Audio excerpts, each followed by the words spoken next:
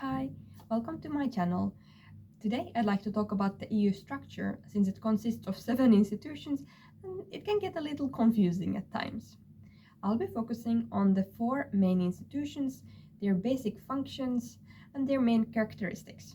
So, let's take a look at the big picture.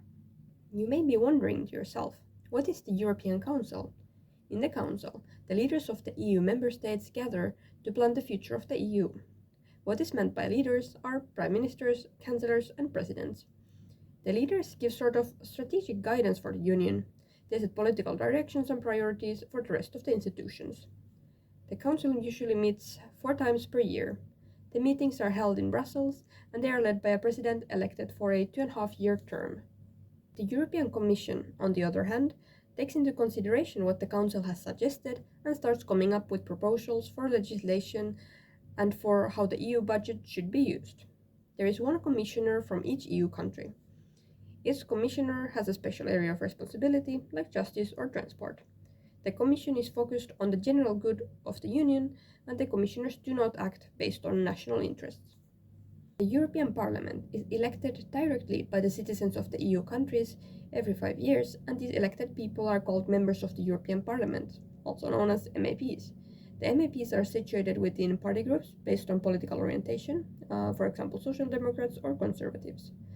The Parliament takes part in creating the legislation in the EU together with the Council of the European Union, and it can affect the budget that the Commission has proposed.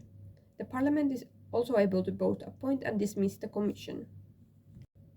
The Council of the European Union, as it is confusingly called, is also called more descriptively the Council of Ministers, and it should not be confused with the earlier mentioned European Council. It consists of ministers from each member state. Which ministers are present depends on the issue at hand.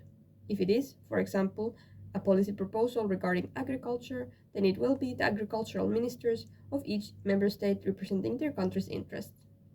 There are 10 different options for which ministers will be involved.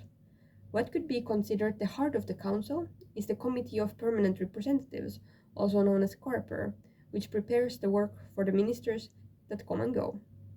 These are the 4 main institutions responsible for legislation in the EU. To give a simplified example of their interactions.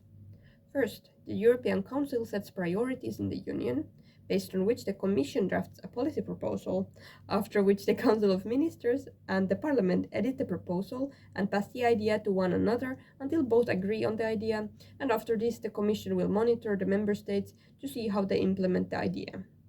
There are exceptions to that, but this is the most common method for the EU to create new legislation. There are 3 supporting institutions that are focused on their own speciality.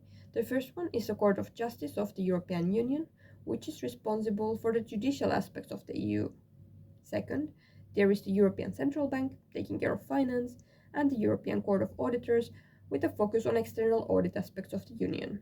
However, I will go over each of these institutions with time.